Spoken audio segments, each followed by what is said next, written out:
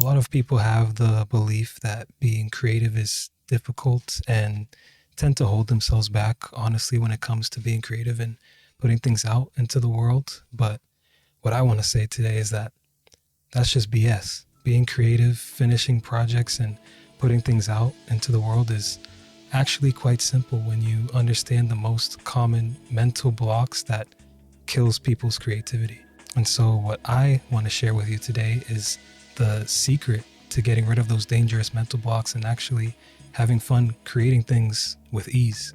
Hello, my name is Rain, and welcome to Good Luck, Have Fun, a series where I combine spirituality and manifestation concepts to help creative people get out of their own way and start having fun making awesome stuff. If that's not your cup of tea, that's perfectly okay. But for anyone else interested in listening to my secret tips and suggestions, simply take what resonates and leave the rest. I hope you enjoyed this video, and now let's get into it. Now, in our societies, there's the tendency to view and treat creativity as though it's something that some people have and others just don't. We tend to treat it like this exclusive gift, which therefore elevates the value of it in our minds. And honestly, that's exactly what the problem is. Now, in my opinion, there's a difference between being creative and being artistic, and people often tend to conflate the two things and mix them up. And now, the English definitions of those two words are very precise and very different. However, I'll be honest, I don't think those two definitions are very accurate.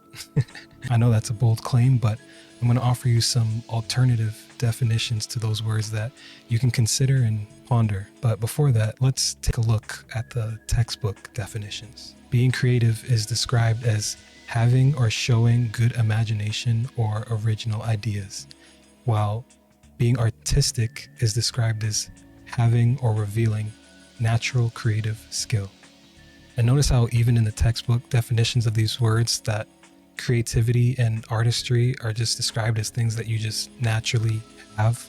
It's this thing that feels like exclusive. And so when we commonly define these things that way, it's no wonder, honestly, why people don't think that they're very creative or artistic. But that's not the truth. The truth is that every single person is creative and artistic, whether they are aware of it or not. And so to begin to explain what I mean, I'll start by offering you some alternative definitions to the words creative and artistic. Being creative is having and expressing the ability to bring forth new creation into the world. That's it. And being artistic is having and expressing one's imagination and or emotion in the act of creation. Now, with this new definition of creativity, you can now begin to see how every single person walking the planet is creative, because the very act of existence in and of itself is a creative act. For example, everything you do creates an effect that didn't exist prior, and also a memory that didn't exist prior. For example, if you take your phone and just, place it on your desk right now with me, you can join along with me.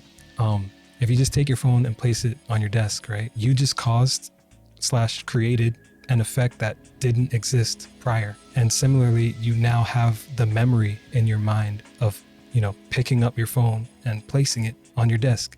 That memory wasn't there a few seconds ago. And so the same exact, logic applies in other cases. By simply existing, you are affecting the world and creating effects, experiences, and memories that didn't exist prior. When you get together with a friend to hang out, you're creating experiences and memories. If you're a teacher, you're creating lessons for your students, right? If you're a gardener, you're creating a garden and fostering new life. Or if you're an accountant, you might be creating balance sheets, organizational tools and other solutions, for your clients or whatever. Even if you're doing something as simple as, watching a YouTube video, well, you're creating revenue for the creators and the company by giving your attention to the video and the advertising. And so, my point is that everything in life is an act of creation, because every single moment is a moment that didn't exist prior. Everything you do and everything that happens is a different future that's been created, which is different from even just a millisecond prior. And so understand that creation, in and of itself is all around you, right? It's so powerful and so pervasive that you could even have the ability to think that you're not creative. Because remember and understand that creation belongs to everybody. It's not this exclusive thing that only some people have and some people don't. Every single person on this planet is a creative person by, the simple nature of their existence. Now, taking that understanding and applying it to being artistic, well, if being artistic simply means, utilizing your imagination and emotions in your creativity, then that would mean that everyone is also artistic. Every single person has both imagination and emotions. And even if they vary in intensity or, they take different forms, there isn't anyone on the planet who doesn't have imagination or emotions. And so if creativity is the baseline, something that you do without even realizing that you're doing it, then art becomes a conscious creation and expression. Creation, with the intent to express something in your mind or in your heart or both, And again, everyone is capable of this, whether it's a toddler scribbling with crayons, or a master artist working on their next painting. Both individuals are, creating and utilizing their imagination and their emotions. Neither one is truly better or worse than the other. Now, before we continue, I want to ask you something, right? I want you to consider something, right?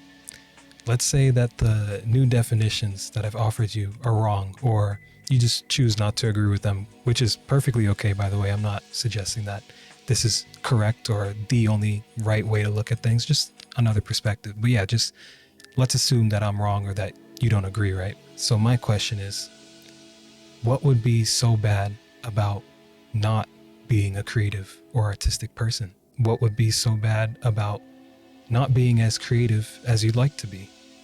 Or what would be so bad about not being as creative as you think you are in your head, right?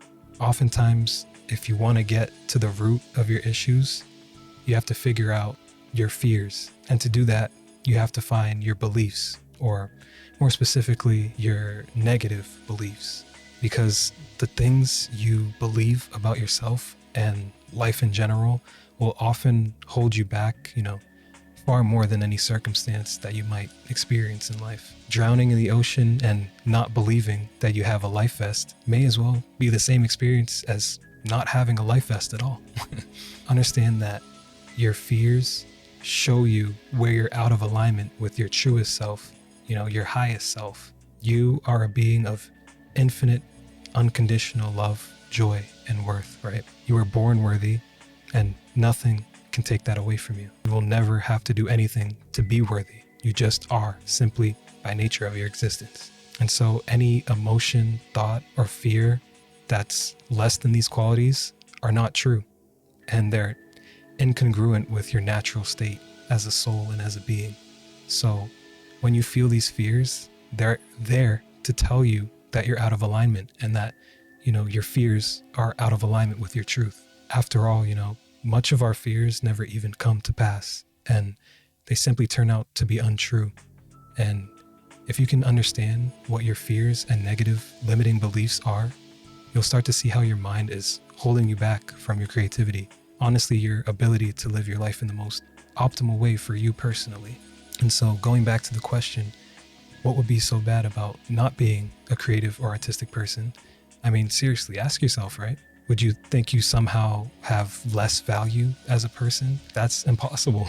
And you know this to be true deep in your heart and in your bones, right? Because, for example, if someone went up to a homeless person and told them that their life was worthless, right?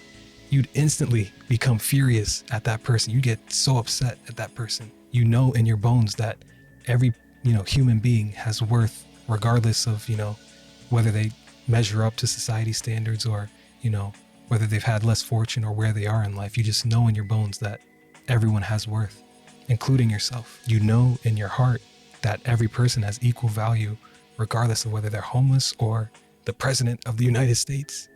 So why do you make yourself the exception? You aren't an exception, and you never possibly could be. Or In another case, do you believe that if you're not a successfully creative person that you won't be able to get what you want from life and be happy? Well, then let me ask you another question in response to that. Why are you basing your happiness on things that you don't have full control over? Because if your happiness is dependent on things outside of your control, then you'll always be a victim to your circumstances. And that's not very empowering at all. Now, I know this is a tough question and maybe controversial, but really ask yourself, right? Why do you need your life to be any different than how it is right now in order for you to be content? Now, obviously, if you're in a dangerous situation or a situation that's like a detriment to your health and well-being, I'm not talking about that. If that's the case, you should always, absolutely do whatever you can to get the help that you need to get out of that situation.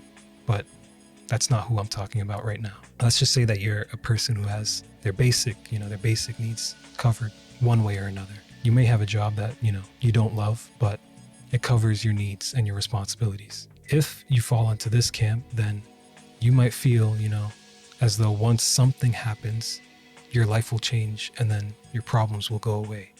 If only I had, X amount of money, then I'd be happy. Or if only I had this kind of partner, then I'd be happy. So on and so forth. I mean, really, really ask yourself, is that all your life is worth? If you place your happiness in the future, then you'll be forever waiting. Your life is worth so much more than your ideas of success and accomplishment. Your life has so much worth and you're so valuable to this world, whether or not you realize it. And that's regardless of how your life looks. When you can learn to, simply accept and appreciate your life the way it is right now without needing, keyword, needing anything to change in order for you to accept it and be content, that's actually the precise moment that doors will start to open for you. Because when you need something so badly and so desperately, your energy actually pushes it away from you and makes it harder for you to attain. And so it's perfectly okay to desire things. Desire is healthy and natural to life, but desire is very, very different from desperation. True creation happens when you believe that your desires are possible and that you're worthy and deserving of them, but you don't need them to manifest in order for you to be content. So whether or not you're as creative as you'd like to be, or whether or not you're where you would like to be in life, your life has so much more worth and so much more meaning than just those things. And when you realize that and you really internalize that, that's when you'll start to be able to manifest and create with ease. Because here's a little trick to manifestation. Extra. Here's a little trick, right? Remember this. The trick to manifestation is to be in the energy of the version of yourself who already has what you want, what you're desiring to manifest. And so the version of you who already has the thing that you're trying to manifest isn't worrying and isn't obsessing over how to get that thing. Remember that.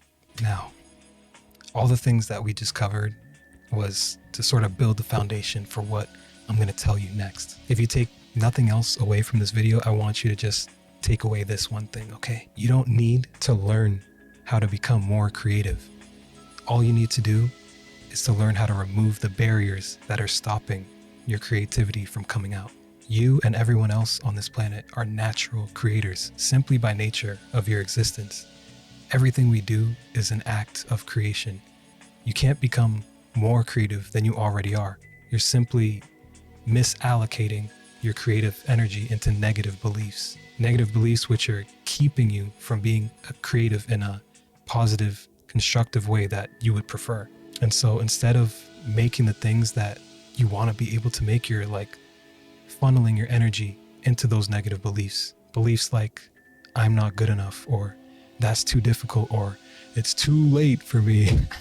I love that one actually. Or, I'll never be successful, things like that. These beliefs are literally taking your energy away from the things you want to be using it on instead. So it's not about learning to become more creative.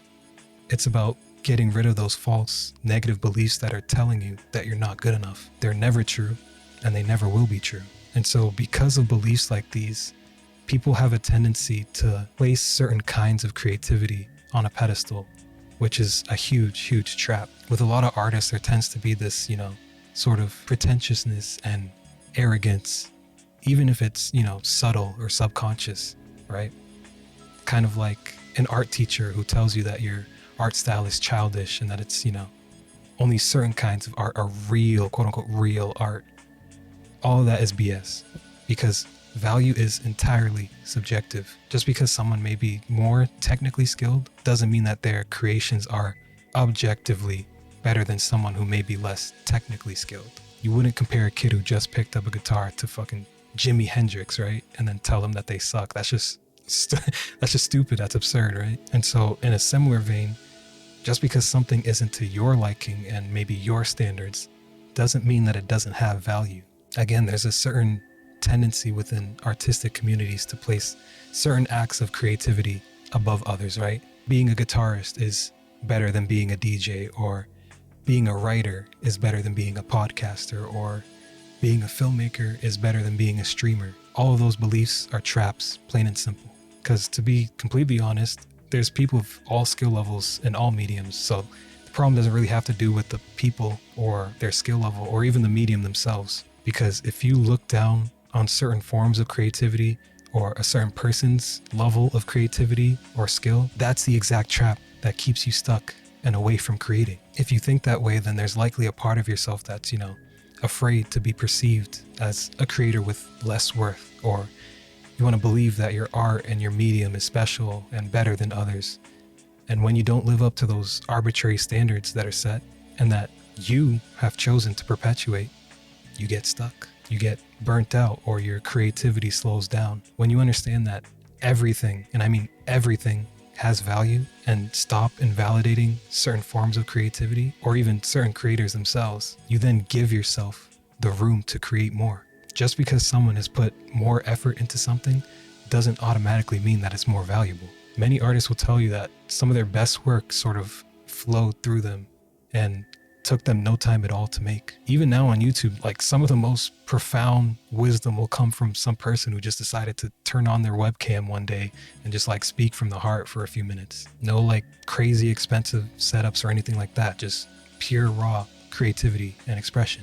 And so creativity, real creativity, can't happen if you're constantly judging yourself and all the things around you as better or worse. If you look at an amateur musician who may not be very skilled yet and decide, man, they suck, I don't ever want to be like them, and you don't want to, embarrass yourself or something like that, then you'll never even give yourself the room to try. And ironically, they'll be far ahead of you because they'll actually be creating and putting stuff out there and actually doing the thing while you sit there afraid to try. The moment you put down other people or judge certain creations as worse than others is the moment that you yourself have lost the entire point of creating in the first place. Art and creativity isn't this thing that only the most elite and gifted have access to. System of a Down isn't objectively more valuable than some kids in a basement. There's just simply no way to quantify that. You can't quantify the value of a person and their life and their experiences, and therefore the things that come out of them. There's no way to say that one person's life is more valuable than another person's, because they aren't. They're equal. And so you personally might have a preference towards one or the other, and that's perfectly okay. But understanding that both have value and both deserve a space to exist is the exact kind of non-judgmental perspective that's optimal to being a super creative person. Because when you're not judging the things that come out of you, you allow more of it out. Like a child that's just scribbling on a page, having the absolute time of their life, just screwing around, just enjoying the act of creation. If you can learn to be more like that, you'll learn to simply create for the sake of creating and not what you're trying to get out of it or who you think you're trying to be. When you put something on a pedestal, you're only making it harder for yourself to reach. So just get rid of all the pedestals. Realize that all forms of creativity are equal and valid. Once you learn to value everything that comes out of you, no matter where you are in your journey, you'll become an unstoppable creative force, creating, iterating, improving, and having fun like nothing else. And the more you create, the better you'll get at it, But you can't improve if you never even give yourself the chance to try, because there's no such thing as failure if you're always putting your best foot forth and learning from it. The only failure is to not create at all. Now, if you made it to the end of the video, I really hope there were some useful nuggets in there for you, and I hope you enjoyed. Feel free to let me know your thoughts in the comments. I'd love to chat. Feel free to like and subscribe. Thank you for listening to this episode of Good Luck, Have Fun, and I hope to chat with you very soon. Peace.